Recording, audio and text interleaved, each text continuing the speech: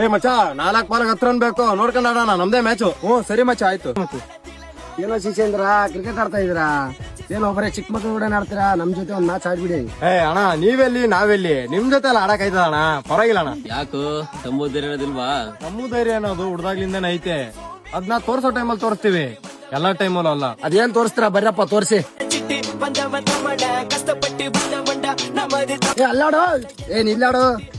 ಯಾರೋ ಗಾಂಡು? ಏಯ್, ಯಾವನ್ ಹೇಳ್ತಿದ್ಯಾ?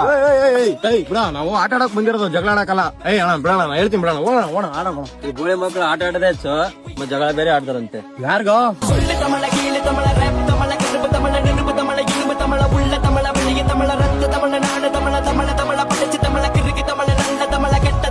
ಏನೋ ಇವಾಗ ಹೊಡಿತೀಯಾ?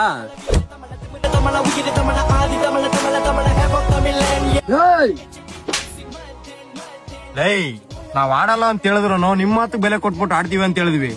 ನೀವು ಕಿಲಾಡಿ ಆದ್ರೆ ನೀವು ಒಂದಂಗೆಲ್ಲ ಅನ್ಸ್ಕೊಳಕ್ಕೆ ನಾವ್ ರೆಡಿ ಇರಲ್ಲ.